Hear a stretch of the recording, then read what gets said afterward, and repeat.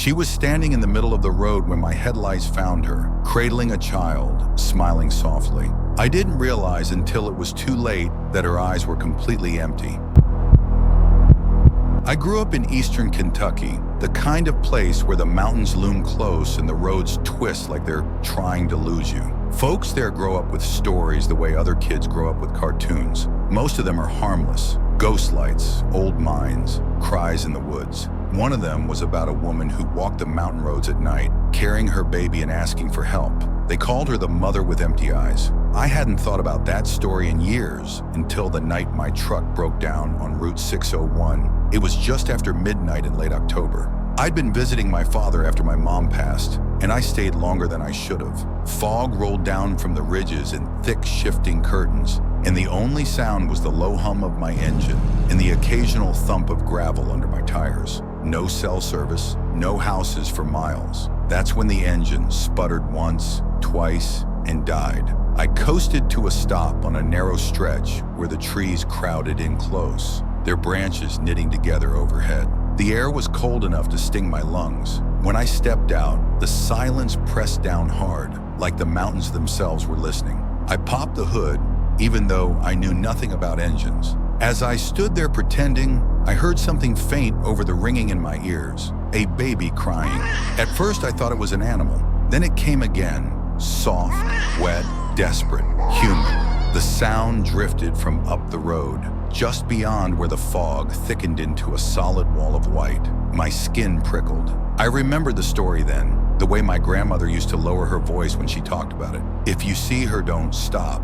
If you hear the baby, don't answer. I told myself it was nonsense. Someone could be hurt. A stranded mother, maybe like me, stuck, scared, cold. The crying grew louder. I grabbed my flashlight and walked toward it, calling out, "Hello? Are you okay?" The beam cut through the fog, and that's when I saw her. She stood barefoot on the asphalt, wearing a long, pale dress that hung off her frame like it had been soaked and dried 100 times. Her hair clung to her face in dark strings. In her arms was a small bundle wrapped in a gray blanket. The baby's cries stopped the moment my light touched them. "Thank God," she said softly. Her voice was calm, almost relieved. "I've been walking so long." Up close, something felt wrong. The air around her was colder, like standing near an open freezer. My breath fogged thicker. The smell hit me next, old earth and stagnant water. "Are you hurt?" I asked. She shook her head slowly. "No, but he is. He won't wake up."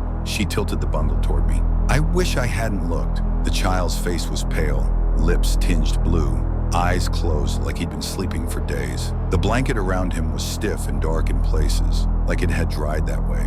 "I need help," she said. "Can you take him? Just for a minute." My instincts screamed no. Every nerve in my body told me to run back to my truck, broken engine or not.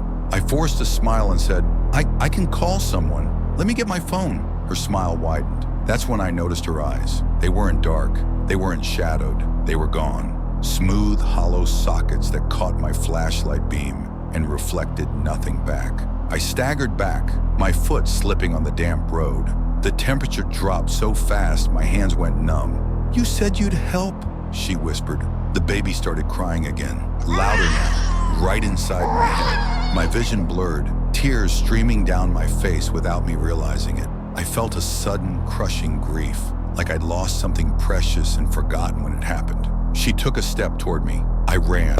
I don't remember getting back to my truck, only slamming the door and locking it as something struck the side hard enough to rock it. The crying turned into a shrill wail, mixed with a sound like wet breathing right outside my window. Then silence. The fog thinned just enough for me to see her standing in front of the hood, cradling the child again. She tilted her head, listening. Finally, she stepped backward into the trees and vanished. An hour later, a passing truck stopped and helped me flag down a tow.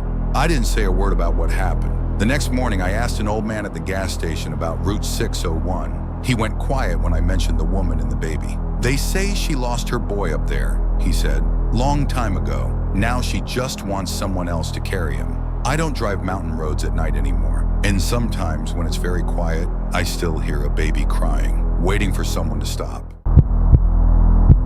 I didn't realize the whistling was meant for me until it stopped, right outside my bedroom window. That's when something answered back. I grew up in eastern Kentucky, in a hollow so narrow the mountains blocked the sun by mid-afternoon. The kind of place where sound carried strangely, and the woods never felt empty, even when they were quiet. My grandmother used to tell me old warnings while shelling beans on the porch, the kind you laughed at when you were a kid and remembered later when it was too late. The one she repeated the most was simple: never whistle at night. She said it wasn't about politeness or superstition, it was about being heard. I didn't take it seriously until the summer I was 17, when my parents left town for a weekend and I stayed alone at the house. It was late July, thick with humidity, cicadas buzzing so loud they felt like pressure in my ears. I had all the windows open, trying to catch a breeze that never came. Around midnight, the power went out. No lights, no fan, just darkness and the sound of the woods breathing. I grabbed a flashlight and stepped onto the back porch to check the breaker box. That's when I did it, without thinking. A short, absent-minded whistle, the kind you make when you're bored or nervous. It echoed farther than it should have. The sound slid off into the trees and didn't fade the way normal noise does. It felt held, like the woods were listening. I laughed it off, flipped the breaker, and went back inside.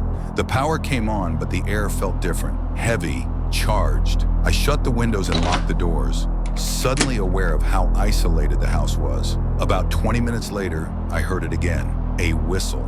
It came from somewhere uphill behind the house. Thin and wavering, almost like someone trying to remember a tune. It wasn't quite right, too slow, with pauses where no one would normally pause. I told myself it was a neighbor or someone walking the old logging trail. Then it whistled again, same tune as mine. My stomach tightened.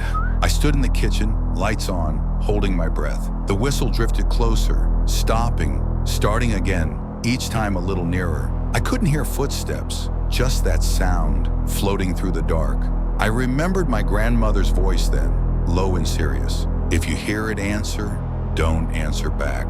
Don't let it know where you are. The whistle stopped. Silence rushed in so suddenly my ears rang. I waited, counting my breaths. Then came a knock at the front door. 3 slow taps. I didn't move. Another knock, louder this time, close enough that I could feel it through the floorboards. "Hello?" A voice called. It sounded wrong. Not distorted exactly, but flat, like someone reading the word off a page instead of speaking it. The pitch was off. Too high one moment, too low the next. "I heard you whistling," it said. "Just wanted to see who was out so late." My hands were shaking. I backed down the hallway toward my bedroom, every instinct screaming not to make a sound. The voice stayed pleasant, patient, knocking every few seconds like it knew I was listening.